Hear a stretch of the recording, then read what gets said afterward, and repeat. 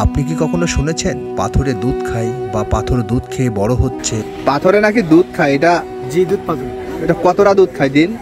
ও যা মানব করে যাই দেয়। আপনি যা হাফ কেজি দিতে পারেন, 5 কেজি দিতে পারেন, 1 পা দিতে পারেন। ও যা মানব করে যেটা দেয় সেটাই হয়। পাথরে দুধ খায়?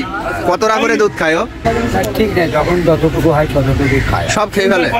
এমনই একটা পাথরের কথা বলবো আজকে, যেটা নাকি 2000 বছর ধরে তাকে দুধ খাইয়ে বড় করা হচ্ছে বগুড়া জেলার মহস্থানগড়ের পাথর ভিটায়। ঠিক এই পাথরটি যুগের পর যুগ এমনি ভাবেই তাকে দুধ খাইয়ে বড় করা হচ্ছে। এই পাথরে নাকি দুধ খায়, এটা কি সত্য? হ্যাঁ, দুধ খায় বড় হয়েছে পাথরটা, দুধ খায় বড় হয়েছে।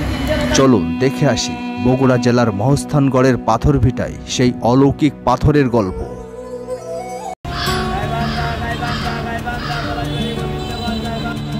সকাল 8:40। আমরা এখন আছি বগুড়া জেলার চারমাথায়। পাথর ভিটায় যেতে হলে বগুড়ার চারমাথা থেকে মাত্র 30 টাকা টিকিটের বিনিময়ে যেতে হবে মহস্থানগড়ে। চারমাথা থেকে মহস্থানগড়ের দূরত্ব 29 কিলোমিটার। সময় লাগবে 30 থেকে 40 মিনিট। এবং গাড়িটি মহস্থানগড়ের উদ্দেশ্য যাত্রা শুরু করলো। 10 মিনিট পর আমরা পৌঁছে গেলাম মাটিঢালা বিমান মোড়ে। এই মাটিঢালা বিমান মোড়টি অনেক সুন্দর। এখানে অনেক বড় একটি বিমানের ভাস্কর্য রয়েছে।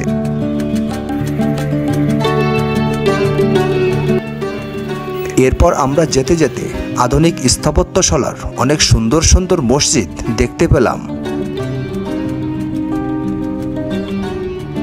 তারপর আমাদের চোখে পড়ল মমইন হোটেল অ্যান্ড রেস্টুরেন্টের আকর্ষণীয় দৃশ্য, যেটা দেখে চোখ ফেরানো যায় না।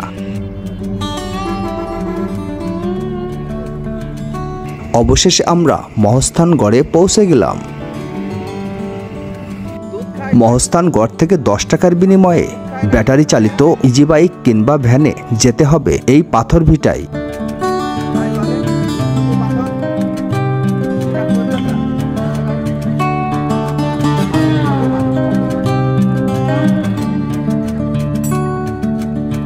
অবশেষে আমরা খুঁজতে খুঁজতে পৌঁছে গেলাম এই পাথর ভিটায়।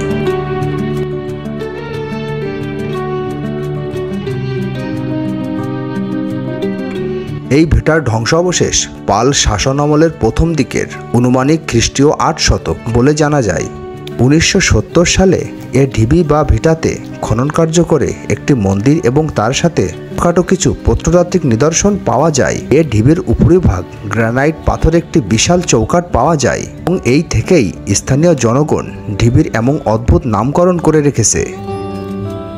এখনো মাটির নিচে চাপা পড়া অবস্থায় আছে এই পাথরের অর্ধেকেরও বেশি অংশ।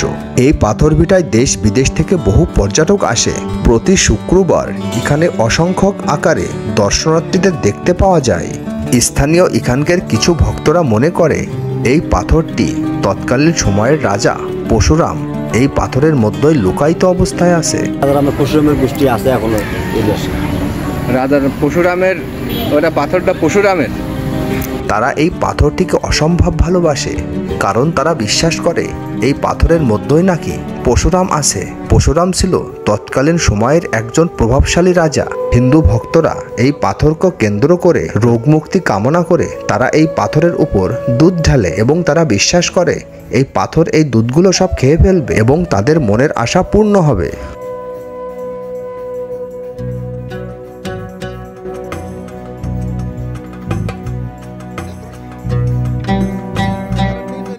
ভক্তরা এই পাথরকে অনেক কিছুই প্রদান করে। তারা বিশ্বাস করে তারা এই পাথরের উপর যেটাই রাখবে পাথর ঠিক সেইটাই আস্তে আস্তে খেয়ে ফেলবে।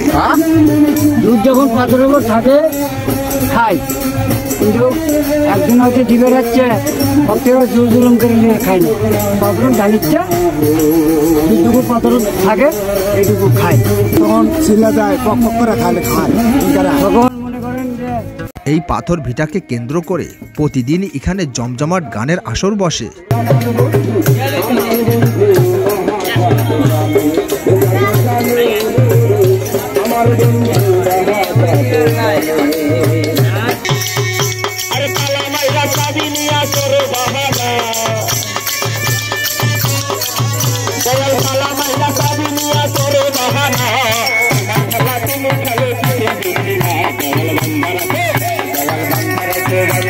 अरे दयाल नामेर प्रेमेर